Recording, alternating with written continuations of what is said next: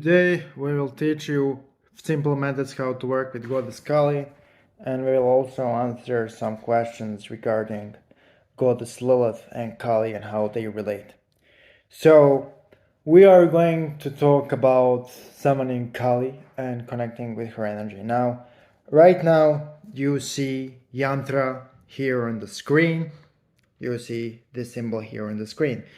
The symbol you see on the screen is technically the yantra of Kali, which you can use to meditatively connect with her. So for beginners and for people who are just familiar with Kali but they didn't have any heavy mystical experience or anything like that, just focus on visualizing the yantra you see on the screen and visualize the dark energy coming from the yantra into your own energy body and breathe in that darkness. This is for beginners. So use this about 15 to 20 minutes every day. No problem at all. Preferably in a sacred space. Now, how to raise a sacred space? You can do that by doing the mantra to Ganesha. If you want to call Ganesh in his bright side, call him in his bright side. If you want to call Ganesh in his destructive side, call him in his destructive side. And do this visualization I mentioned earlier. Now, the thing is, when I started doing this, it kind of worked to my aura as a overloading force. It was really heavy. And I had like difficulties breathing, difficulties functioning, as if somebody is suffocating me. But as you do this longer, as you become more proficient in this kind of exercises, in this kind of practices, you will over time stop feeling those negative phenomena and you will start experiencing better connection and you will become more adapted to the energy of the spirit. Now, truth to be told, it will take some time, but it will happen. And whenever you do this meditation, you will feel a little bit of euphoric feeling once you master this. Now, this is pretty much the only thing beginners should do with Kali. I am not necessarily advising mantra meditations or any form of possession, because Kali is a really fierce force and you should be careful, It doesn't matter do you see gods as psychological constructs or as external energies or as certain independent divine consciousnesses. That's the matter of debate, but in reality you should simply be careful with this stuff, Take it slow, take it easy. Half of an hour every day with relaxed breathing, that's enough. If the yantra is too complex to visualize, you don't have to visualize it exactly as it is, but invest the mental effort necessary to do so. So this is pretty much everything you have to know about visualization in general. When you visualize, in general, not just this yantra, but any yantra, the important thing is to visualize something which kinda resembles what you are trying to focus on. You don't have to exactly visualize every single piece of detail correctly, The important thing is to focus your mind, to train your concentration, and to eventually trigger mystical experience. So that is the key with visualizing. But regarding Kali and Lilith, this is what I wanted to address in a video. Regarding Kali and Lilith, there is a connection there. So obviously those are separate energies. Those are separate forms. Those are separate spirits in separate cultural contexts. But they are representation of the same primordial feminine power. And so people who equate them to be 100% one and the same are not necessarily right, but they have a point, okay? There is an argument to be made that all of those feminine entities and energies through different religions in time are the aspects of the same thing. And there is an argument to be made for that entire debate.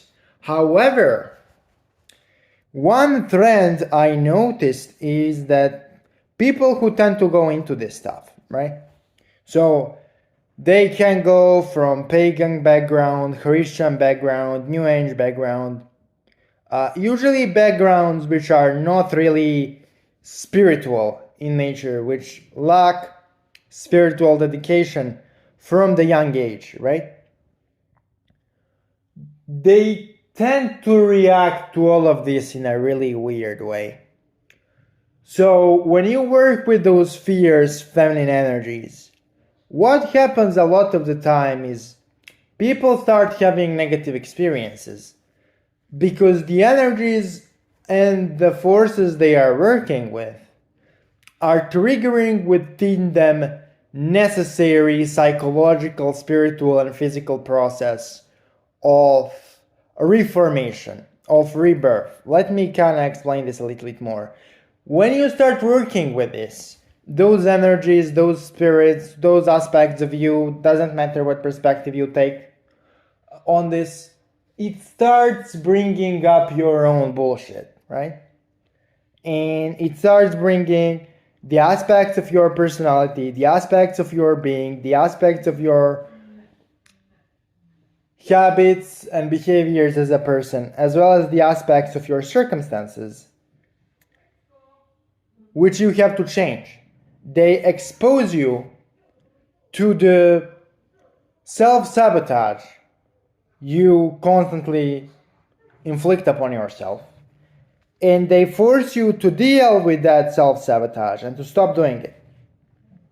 Now, to the narcissistic individuals who are not ready to accept that they are actually self-sabotaging themselves, when their own self-sabotage comes to light, when their own mental issues, health issues, physiological issues, behavior issues, emotional issues, when it comes to light through those meditations, because they are narcissistic, they attribute it to some spirit attacking them or whatever.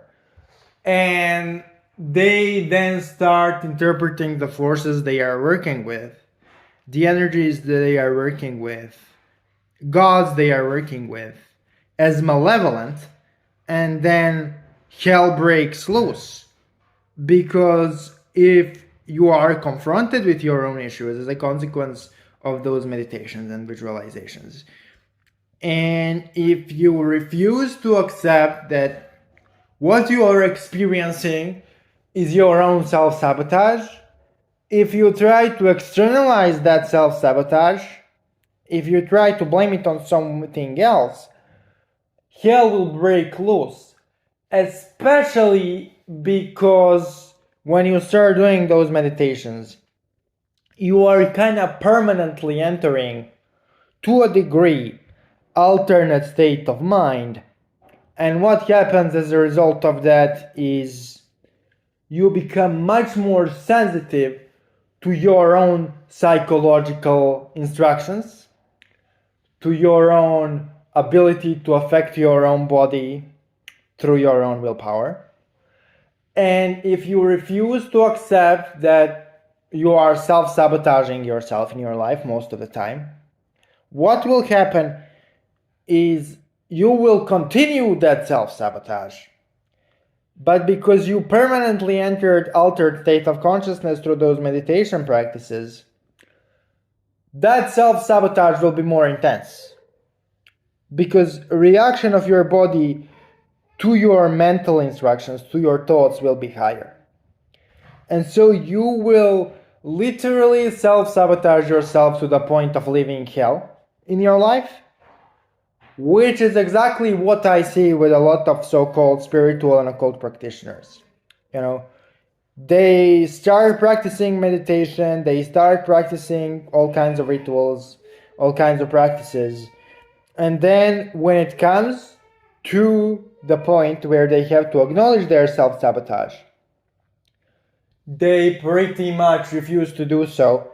And then what happens as a result of that is, because they are permanently in the alternate state of consciousness, they exemplify and exaggerate and amplify that self-sabotage to the point that they really cannot live a normal life, and their life is living hell. And so if you are a person like this, don't go into any meditation, don't go into any spiritual practice. You should do something else. This is pretty much the biggest danger of any spiritual practices. This is the biggest danger by far, and I have seen a lot of people literally killing themselves in this manner.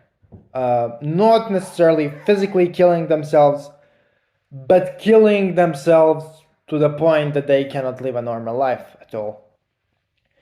And there is one specific myth which is originating from this set of misconceptions, right?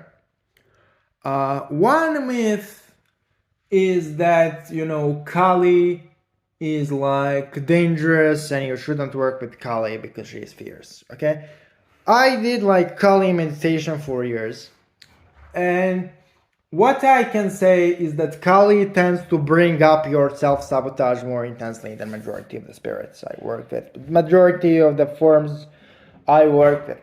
That's a force which really exemplifies your need to deal with your own bullshit. And if you don't do so, it will be terrible. But she is definitely approachable and workable for people as long as you are responsible individual and you don't attribute everything which happens in your life to some BS, which is what majority of the people do. And another myth I want to tackle is that Lilith, another spirit I have a close relationship with, is somehow a parasite. Lilith is not a parasite.